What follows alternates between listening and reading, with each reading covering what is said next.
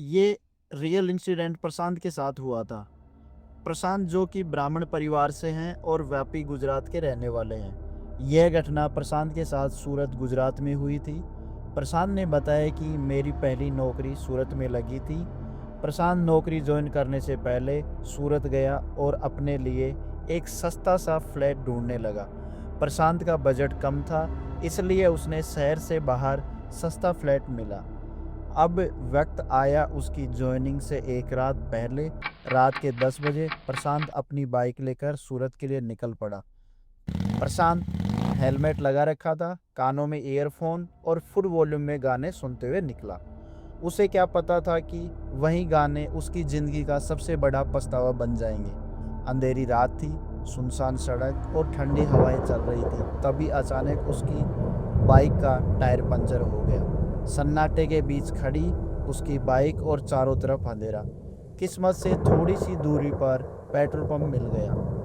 उसने किसी तरह पेट्रोल पंप से टायर पंचर वाले मैकेनिक को बुलाया और टायर ठीक करवाने में काफ़ी वक्त निकल चुका था। रात में बाइक पंचर होने में, बाइक सही करवाने में, सूरत पहुंचने में प्रशांत को सुबह हो गई। दिन ठीक ठाक बीता। पहला दिन, नई नौकरी, सब कुछ अच्छा लग रहा था। लेकिन असली कहानी तो उस रात शुरू हुई। रात को जब प्रशांत फ्लैट पर लौटा, कपड़े बदल कर बेड पर लेट गया, तभी अचानक लाइट चली गई। पूरा फ्लैट अंधेरे में डूब गया और तभी उसे महसूस हुआ वो अकेला नहीं है। धीरे धीरे किसी के चलने की आवाज़ महसूस हुई। उसका दिल तेजी से धड़कने लगा। प्रसाद ने मोबाइल की टॉर्च ऑन की। पूरा फ्लैट देखा, कोई नहीं था। शायद प्रशांत का वहम था, सोचकर वो फिर लेट गया। कुछ देर बाद लाइट आ गई और वो सोने लगा। तभी बाथरूम से पानी गिरने की आवाज़ आई। वो तुरंत उठा, नल बंद था। फिर ये आवाज़ कहाँ से आ रही थी? वो धीरे धीरे बाथरूम की तरफ बढ़ा, दरवाज़ा खोला, नल खुला हुआ था। प्रशांत कांपते हाथों से नल बंद किया, लेकिन थकान इतनी थी कि वो सो गया। अगले दिन ऑफिस में भी वह यही सोच रहा था। अगली रात को उसने इस बार पूरा फ्लैट लॉक किया और अपने कमरे का दरवाज़ा भी बंद कर लिया। जैसे ही उसे नींद आई थी कि दरवाजे खटखटाने की आवाज़ आई, लेकिन ये मेन गेट की आवाज़ नहीं थी। ये उसी कमरे का दरवाज़ा था जिसमें प्रशांत सो रहा था। वो डर गया। जब सब दरवाजे बंद हैं तो अंदर कौन है? प्रशांत दरवाज़ा खोलने की हिम्मत नहीं कर पा रहा था। कुछ देर बाद आवाज़ बंद हो गई, लेकिन उस रात वो सही से सो नहीं पाया। अगले दिन उसने अपने दोस्त समीर को सब बताया। समीर हंसा, लेकिन फिर बोला, आज रात मैं तेरे साथ रुकता हूँ। अगली रात दोनों फ्लैट में थे। समीर दूसरे कमरे में फ़ोन पर बात कर रहा था और प्रशांत सो गया। रात के ठीक 1:30 बजे किचन से ज़ोरदार आवाज़ आई, जैसे कोई बर्तन पटक रहा हो। दोनों भागते हुए किचन में पहुँचे। सब कुछ अपनी जगह पर था, एक भी बर्तन नहीं हिला था। तभी एक काला साया दरवाजे के बाहर से तेजी से गुजरा। दोनों डर गए। अब उन्हें समझ आ गया था ये कुछ और है। समीर ने कहा, प्रशांत भाई, ये फ्लैट छोड़ दे। लेकिन प्रशांत के पास पैसे नहीं थे, फ्लैट नहीं छोड़ सकता था, क्योंकि जो पैसे प्रशांत के पास थे वो ये फ्लैट के रेंट में खर्च हो चुके थे। अगली रात फिर वही दस्तक, लेकिन इस बार बहुत ज़ोर से। ठक ठक की आवाज़ आ रही थी। प्रशांत ने हिम्मत जुटाई और दरवाज़ा खोल दिया। दरवाजे के सामने एक काला, धुंधला, डरावना साया, बिना चेहरे के, बस उसे घूरता हुआ। और उसी पल प्रशांत बेहोश हो गया। सुबह जब होश आया, उसे तेज बुखार था।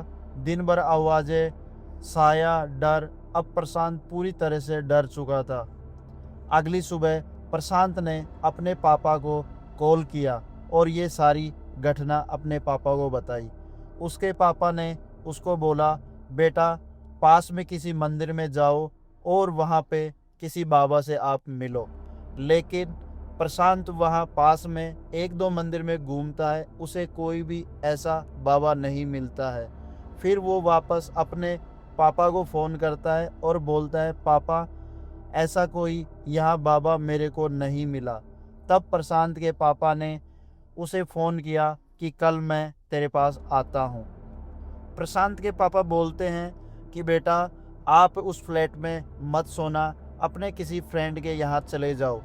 और अगली सुबह प्रशांत और प्रशांत के पापा दोनों सूरत से अपनी कुलदेवी के लिए निकल जाते हैं। वहाँ एक बाबा से मिले। बाबा ने उसे देखते ही कहा, तेरे साथ कोई है जो मंदिर के बाहर खड़ा है। फिर प्रशांत डर गया। कौन? एक औरत की आत्मा जो तुझसे बदला लेना चाहती है। प्रशांत हैरान, मैंने क्या किया? बाबा ने हवन करवाया। जैसे जैसे हवन चल रहा था, प्रशांत को घुटन, बेचैनी और किसी की मौजूदगी महसूस हो रही थी। हवन खत्म हुआ। बाबा बोले, अब तुझे कुछ नहीं होगा। तूने जो रुद्राक्ष की माला पहन रखी थी उसे पहन लेना। तभी प्रशांत ने देखा कि जो वो रुद्राक्ष की माला पहन रखी थी वो कब निकल गई पता ही नहीं चला। लेकिन असली सच अभी बाकी था। वो तुझसे बदला क्यों लेना चाहती थी?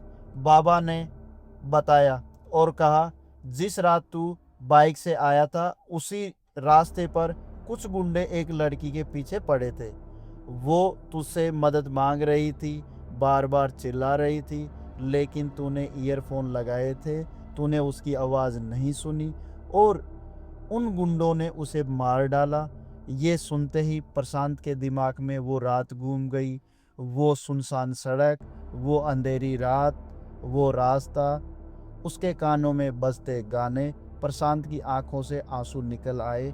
उसने अनजाने में किसी की मदद नहीं की और वहीं उसकी सबसे बड़ी गलती बन गई। उस दिन के बाद उसके साथ कभी कुछ नहीं हुआ, लेकिन आज भी जब वो रात को बाइक पे चलता है तो कभी ईयरफोन नहीं लगाता, क्योंकि कभी कभी एक आवाज़ किसी की ज़िंदगी बचा सकती है या आपकी ज़िंदगी बदल सकती है। दोस्तों, अगर ये वीडियो आपको पसंद आई हो तो वीडियो को लाइक करें, कमेंट करें और हमारे चैनल को सब्सक्राइब करना ना भूलें। हम हर सप्ताह इस चैनल पर 3 नई सच्ची घटनाएं आपके सामने लेकर आएंगे। अगर आपके साथ कभी भी ऐसी कोई घटना घटी हो, आप हमारे साथ शेयर कर सकते हो। हमें वीडियो के माध्यम से लोगों तक पहुंचाएंगे। मेल आईडी आपको इस वीडियो के डिस्क्रिप्शन में मिलेगी।